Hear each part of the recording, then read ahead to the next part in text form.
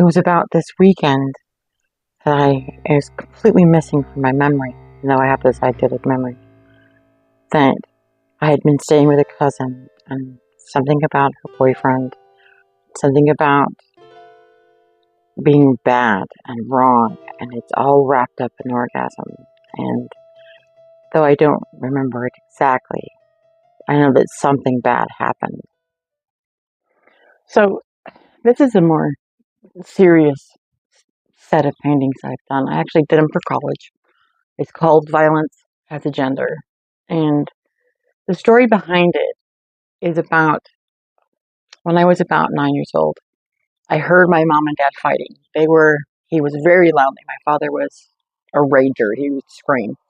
I heard him yelling, "If you don't do something, I will." And my mother, came in with some ridiculous story about how my aunt was embarrassed by her daughters who were behaving sexually. And she used an example of something that I had just been doing. And I didn't know it at the time because I had really repressed this memory of sexual abuse. And it was buried really deeply, which is kind of odd because I have an eidetic memory. I remember my entire childhood. In not just like people see flashes of pictures. I see movies of what happened to me all the time. I don't remember this weekend. Anyway, so instead of finding out what happened or being concerned about me, he got mad and my mother got manipulative. That's just the way they were. But I was angry that they didn't protect me. I was angry that they didn't try and find out what happened because I was only 9. How would a 9-year-old be sexualized, right? So I was very upset by that. So the first piece is called Violence as a Gender, Anger. And it was actually based off of a painting by Caravaggio, which was David and Goliath, I believe. Anyways, the horror was, right? So the horror was, and the anger came first, where I'm holding the sword over my head, and then the horror that I had, killed my dad. And then the regret, which was the guilt and shame that they put on me. It was my fault. It was my guilt. I shouldn't have done it, made my father uncomfortable, and that kind of thing. But it's a very serious set of paintings, but it was very cathartic.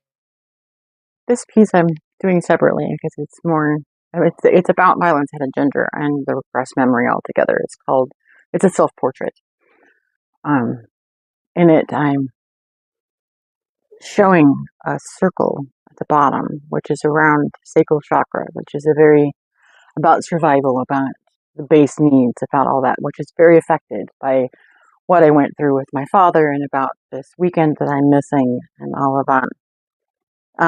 Anyway, in that circle around the sacral chakra, you can actually see into it the paneling in the background, some of the scenes that come in to the next set of the same series, which is called Repressed Memory, which I'll go into. But anyway, it was a very personal painting, also done for college. Kind of freaked out my painting teacher, but you do what you do. When you're being cathartic, you do what you do.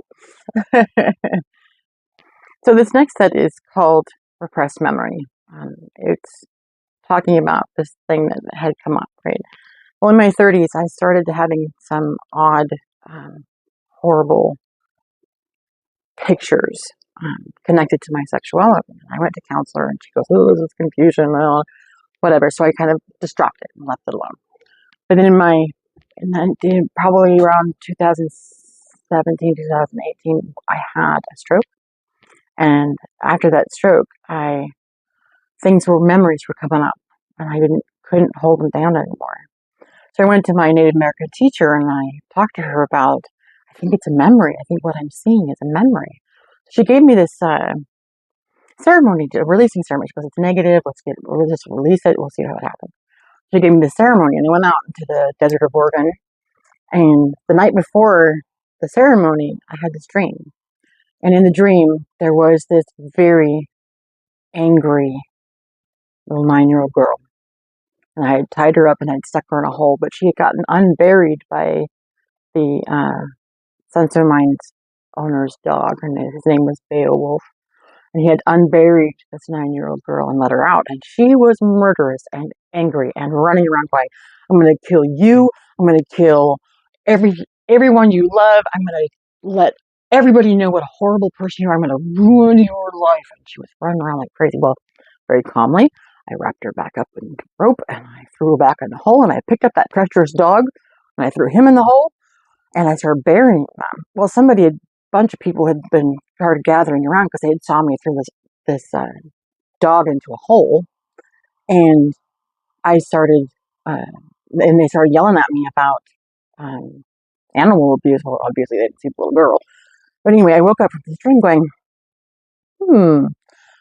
I don't know what to make of this. Well, my best friend, who is also a student of this Native American teacher, said, it sounds like that memory. Maybe you were repressing that memory from that little girl.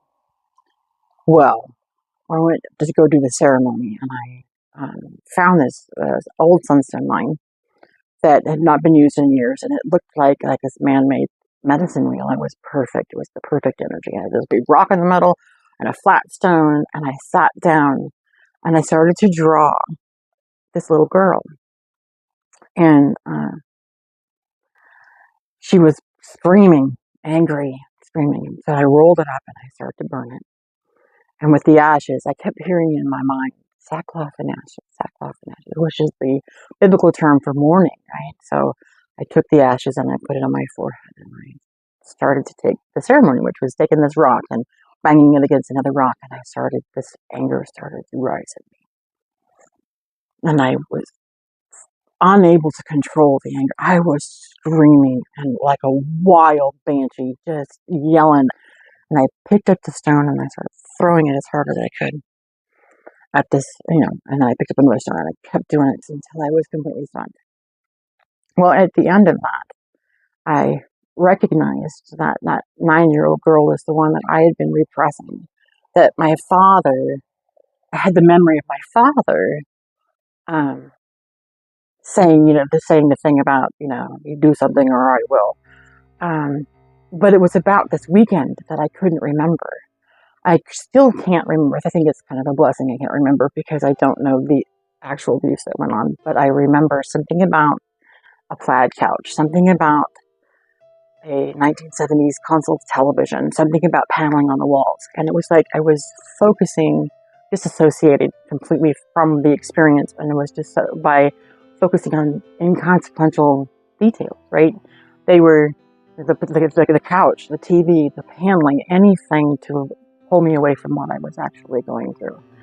So I went into EMDR counseling, and we pulled this apart. And I've seen some healers and things that have talked about, going into that memory a little bit more, doing a little soul retrieval, doing a little cord releasing, that kind of thing. And but the most cathartic thing was this set of paintings. So this last piece of this particular series, it's called Completing the Puzzle. And you can see it. The puzzle itself is sitting on the console television with the paneling in the background. The puzzle is of me, my self-portrait with the circle around my sacral chakra. And the pieces that are missing are sitting to the side of it. And those pieces you can see them. They're violence, has a gender, anger. I got the sword over my head, or the horror, I'm holding out the regret. And they're all little puzzle pieces that I'm putting back together because it was this repressed memory that I'm piecing together what happened and how to heal from it. So this is the last of that series of 8 paintings.